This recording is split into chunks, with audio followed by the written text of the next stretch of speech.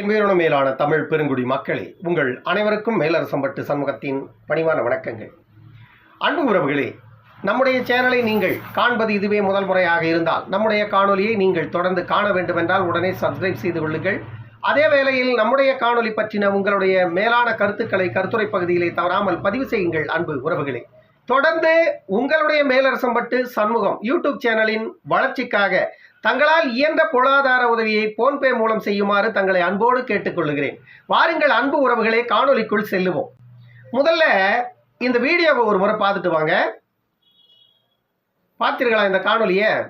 தமிழ்நாடு புதுச்சேரி இந்த இரண்டு மாநிலங்களிலும் புதுச்சேரி ஒரு யூனியன் பிரதேசமாக இருந்தாலும் கூட அந்த யூனியன் பிரதேசத்தில் கூட 75 விழுக்காடு மக்கள் வாழ்வது பெரும்பான்மை சமூகமான வன்னியர்கள் தான். அதே போன்று தமிழ்நாட்டில் 8 கோடி மக்கள் என்று வாழ்ந்தாலும் கூட அதில் பெரும்பான்மையாக வாழ்வது வன்னியர்கள் தான். ஆனால் இங்கே பிரச்சனை எங்கே வருது அப்படின்னா, பெரும்பான்மையாக இருக்கின்ற சமூகங்கள் அதிகாரத்திற்கு அப்பாற்பட்டு நிற்பதால், சிறுபான்மைகள் பெரும்பான்மையை ஒடுக்குவதால் ஏற்படுகின்ற பிரச்சனை தான் இது அத்தனையுமே. இப்பொழுது நீங்கள் பார்க்கின்ற இந்த பிரச்சனை என்ன அப்படின்னு தெரியுதா உங்களுக்கு? 1980களில் தொடங்கி 1989 வரை சமூக நீதி மறுக்கப்பட்ட சூழ்நிலையில மருத்துவர் ஐயா என்ற ஒரு மாமனிதர் உருவாகி ஒடுக்கப்பட்ட அத்தனை மக்களுக்கும் சமூக நீதி வேண்டும் என்று களத்தில் இறங்கி போராடிய போது தமிழ்நாட்டிலும் புதுச்சேரியிலும் இருக்கின்ற ஒட்டுமொத்த வன்னியர் சமூகமும் அவர் பின்னால் நின்றது. இப்பொழுதும் 87 போராட்டத்தில் கலந்து கொண்ட அந்த போர் வீரர்களிடம் நாம் பேசும் பொழுது நம் உள்ளமெல்லாம் கலங்கி போகிறது. அந்த அளவிற்கு அடக்குமுறையை அவர்கள் சந்தித்திருக்கிறார்கள். அப்படிப்பட்ட அடக்குமுறை ஒடுக்குமுறைகளை எல்லாம் சந்தித்துதான் 1989 வன்னியர்களுக்கென்று 20 விழுக்காடு இடஒதுக்கீட்டை மருத்துவர் ஐயா அவர்கள் பெற்றார். அது ஒன்றும் சாதாரணமாக பெறப்பட்டதல்ல.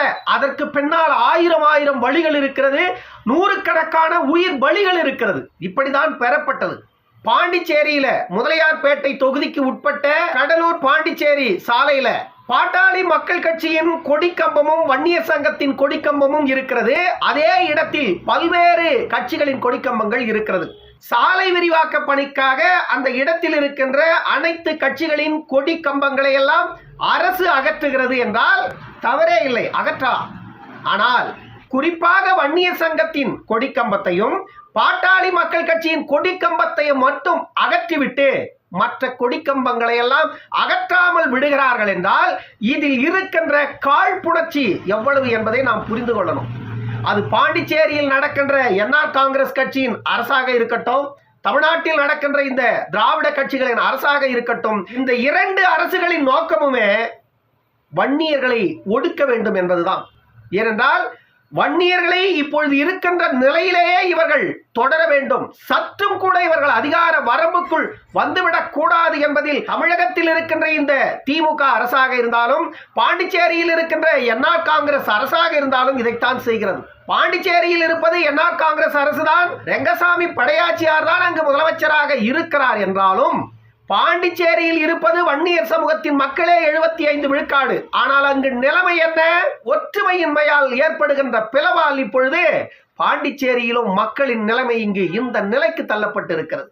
வன்னியர்கள் எந்த இடத்தில் இருந்தாலும் உங்களை நீங்கள் விட்டு கொடுத்து வாழுகின்ற சூழ்நிலையில் இப்படிப்பட்ட ஒடுக்குமுறைகள், அடக்குமுறைகள், உங்களுக்கு எதிரான வன்முறைகள் அத்தனையும் இப்படித்தான் தொடர்ந்து கொண்டே இருக்கும். ஏன்னா உங்களை ஆட்சி ஆள்பவர்கள் சிறுபான்மைகள்.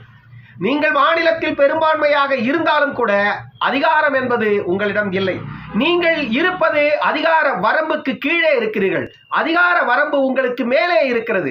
நீங்கள் அடக்குமுறைக்கு ஆட்பட்டுத்தான் தீருவீர்கள். உங்களை தொடர்ந்து அடக்கத்தான் செய்வார்கள். உங்களை தொடர்ந்து வீதிக்கு வரத்தான் வைப்பார்கள். நீங்கள் வீதிக்கு வந்து போராடித்தான் ஆக வேண்டும். நீங்கள் போராடினால் உங்களை வன்முறையாளர்கள் என்று சொல்லுவார்கள், உங்களை சாதி வெறியர்கள் என்று சொல்லுவார்கள், உங்களை மரவெட்டிகள் என்று சொல்லுவார்கள், இன்னும் பல பட்டப்பெயர்களை கொடுப்பார்கள். எல்லாவற்றிற்கும் நீங்கள் ஆட்பட்டுத்தான் ஆக வேண்டும். இதற்கெல்லாம் ஒரே தீர்வு எங்கு கிடைக்கும், அது எப்பொழுது கிடைக்கும் என்றால், நீங்கள் எண்ணினால் நீங்கள் ஒரு யூனிட்டாக, நீங்கள் ஒரு குழுவாக சேர்ந்து நீங்கள் அனைவரும் ஒன்றாக நின்று கைகோர்த்து ஆட்சி அதிகாரத்தை கைப்பற்றி அதிகார வரம்புக்குள் நீங்கள் செல்லும் பொழுது சிறுபான்மைகள் வாழும், பெரும்பான்மைகள் ஆளும். அதுவரையில் இந்த பெரும்பான்மை சமூகத்து மக்கள் இப்படி வீதியில் உட்கார்ந்து பாருங்க, இந்த மக்களின் போராட்டத்தை பாருங்க. இந்த போராட்டங்களை நான் இப்பொழுது பார்க்கவில்லை, நான் 35 ஆண்டு காலமாக இந்த மக்களின் போராட்டங்களை நான் தொடர்ந்து பார்க்கிறேன். எல்லா பிரச்சனைகளுக்கும் இந்த மக்கள் வீதியில் இறங்கி போராடித்தான் ஆக வேண்டும். ஏனென்றால் இவர்கள் போராடுவதற்காகவே ஜெபிக்கப்பட்டவர்கள் இந்த மண்ணில் என்று நான் புரிந்து கொண்டேன். காரணம், இவர்களிடம் இருக்கின்ற ஒற்றுமையின்மை. இவர்கள் ஒற்றுமையாக இருக்க நினைத்தாலும் இவர்களை திராவிட கட்சிகள் ஒற்றுமையாக இருக்க விடுவதில்லை. அதனால் வந்த விளைவுதான் இந்த போராட்டங்கள். இது இன்னும் எத்தனை ஆண்டுகளுக்கு இப்படி தொடரப் போகிறது? இந்த மக்கள் எவ்வளவு காலத்திற்கு இப்படி விழிப்புணர்வற்று கிடக்கப் போகிறார்கள் என்று தெரியவில்லை. நீங்கள் நாட்டில் எத்தனை கட்சிகள் இருக்கிறதோ அத்தனை கட்சிகளிலும் நீங்கள் வாக்களிக்கிறீர்கள். அத்தனை கட்சிக்கும் நீங்கள் வாக்களித்து அவர்களெல்லாம் அதிகாரத்திற்கு கொண்டு வந்து கடைசியில் அவர்களே உங்களுக்கு எதிராக செயல்படும் பொழுது நீங்கள் பேசுவதற்கு வழி இல்லாமல் அவர்களிடம் மட்டையாக மடிந்து நிற்பதை பார்க்கும் பொழுது பற்றி எரிகிறது நமக்கெல்லாம். அதிகாரத்தில் அமர வேண்டிய நீங்கள் அதிகார வர்க்கத்தின் காலடியில் பணிந்து கிடப்பது வெட்கக்கேடான செயல். அதில் ஒன்றுதான் இந்த அடக்குமுறை. மற்ற கட்சிகளின் கொடியெல்லாம் அங்கு இடையூறு ஏற்படுத்தவில்லையா? வன்னியர் சங்கத்தின் கொடி மட்டும்தான் இடையூறு ஏற்படுத்துகிறதா? பாட்டாளி மக்கள் கட்சியின் கொடி மட்டும்தான் இடையூறு ஏற்படுத்துகிறதா? எண்ணி பாருங்க. அவர்கள் எதை செய்தாலும் அதை ஏற்றுக்கொள்ளுகின்ற இடத்தில் நாம் இருக்கிறோம், அவ்வளவுதான்.